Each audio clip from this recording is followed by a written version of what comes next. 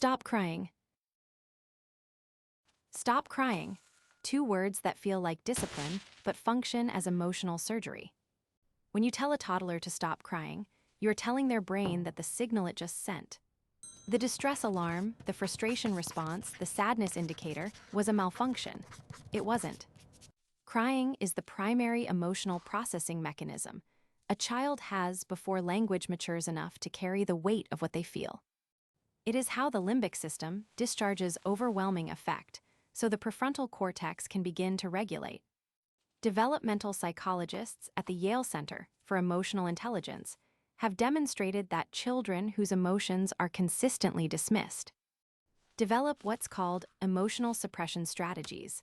They learn to shut down internal signals rather than interpret them. This doesn't produce a calmer child. It produces a child who can no longer accurately identify what they're feeling. By age 7 or 8, these children show higher rates of anxiety because the emotions didn't stop. Only the child's ability to process them did. The suppression creates pressure with no valve. A toddler who is allowed to cry, while being held or simply accompanied, learns that distress is temporary and survivable.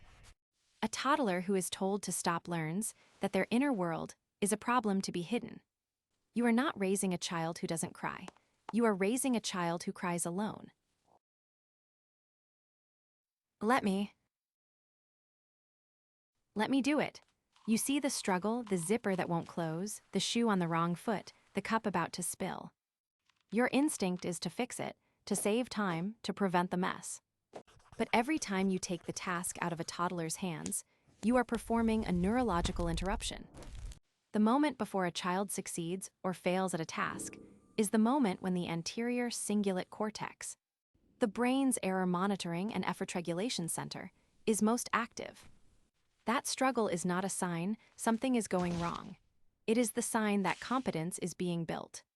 Albert Bandura's self-efficacy theory, one of the most replicated frameworks in developmental psychology, establishes that a child's belief in their own capability comes from mastery experiences, not from watching someone else do it for them. When you grab the zipper, the child's brain does not record, "Someone helped me." It records, "I could not do it." Repeated hundreds of times across early childhood, this becomes a self-concept.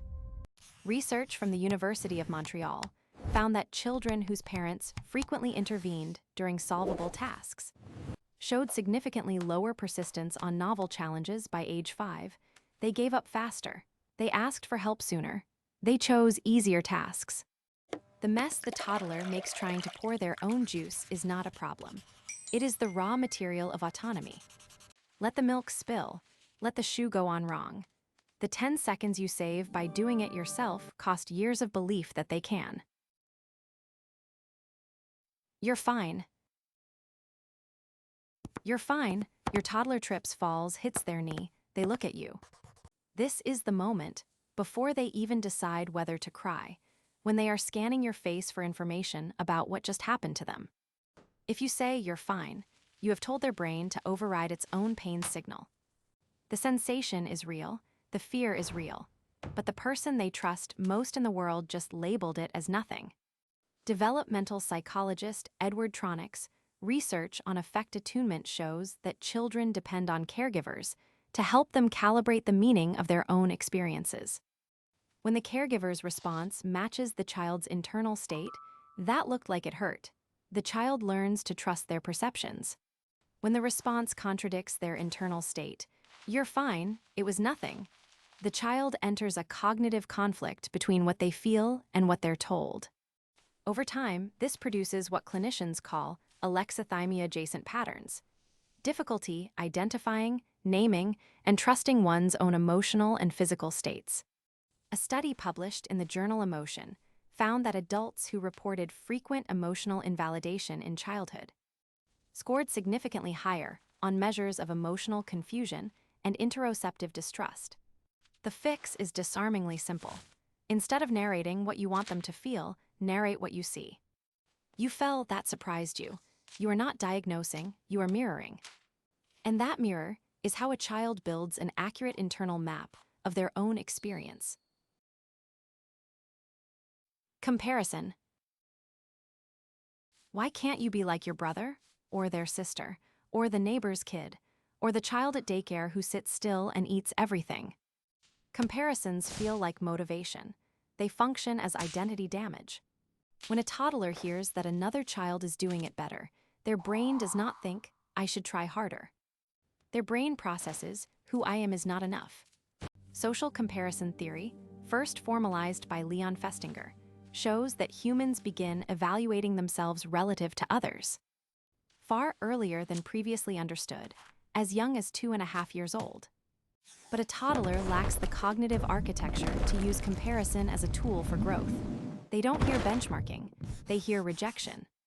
Research from the University of Cambridge found that children who were frequently compared to siblings showed higher rates of depressive symptoms, lower self-worth, and significantly more sibling hostility, not less.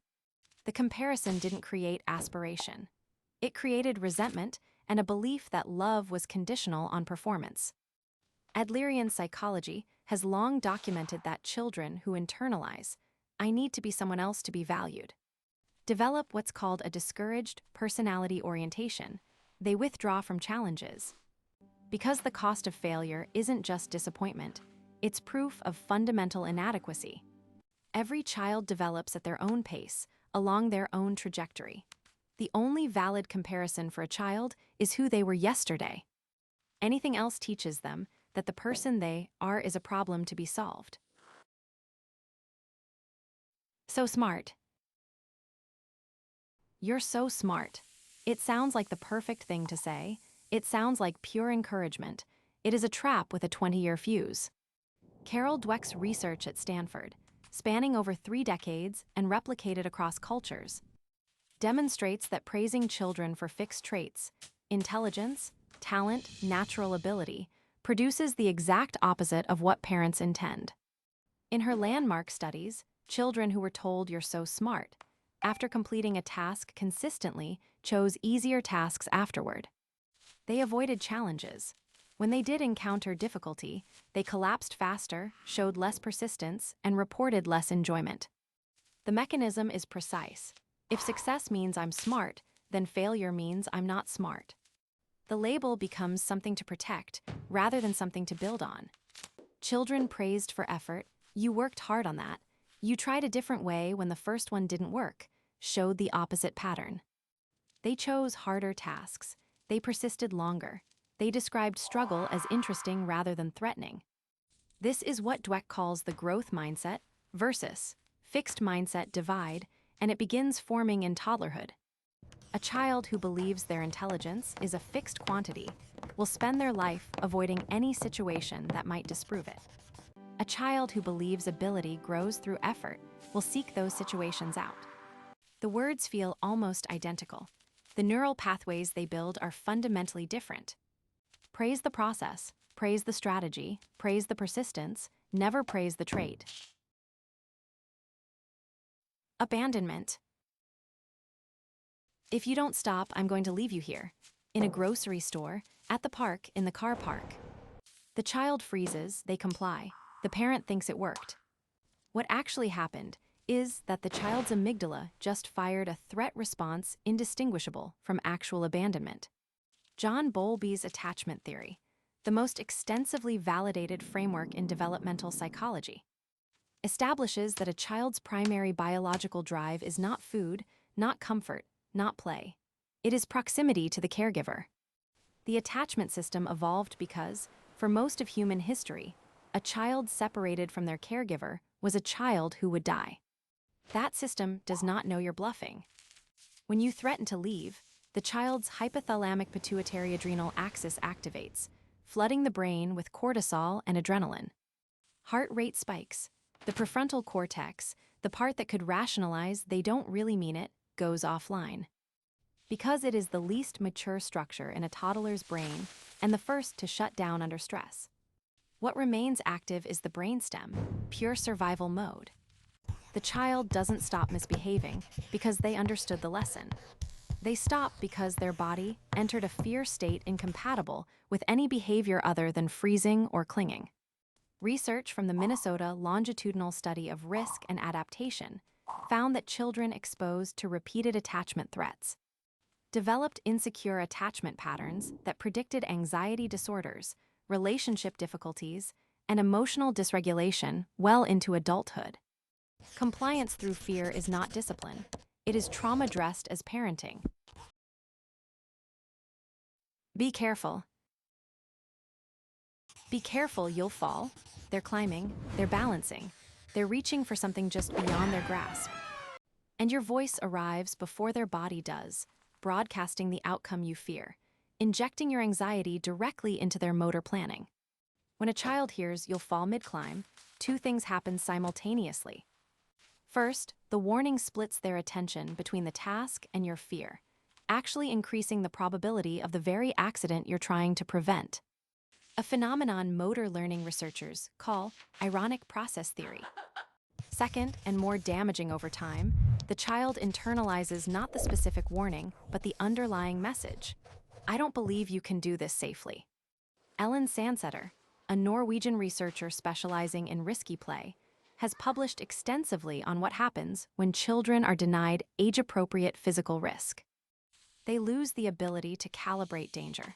They become either reckless because they never learned their own limits, or paralyzed because they absorb their parents' anxiety as their own internal voice. Her research shows that children who engage in risky play, climbing, jumping, balancing, exploring heights, develop superior risk assessment, greater physical confidence, and lower rates of anxiety in adolescence. The parent's job is not to prevent every fall. It is to build a child who can fall, assess what happened, and decide whether to climb again. Instead of narrating the disaster you imagine, narrate what you see them doing. You're climbing high, I see you holding on tight. You've communicated presence without communicating doubt. Your panic becomes their inner voice. Choose what that voice says. One of these 7 phrases has probably left your mouth this week, not because you're a bad parent, but because no one ever told you what it does inside a developing brain. The next video breaks down something even harder to spot: the everyday objects in your baby's room that are silently disrupting their sleep, and the science behind why removing them changes everything.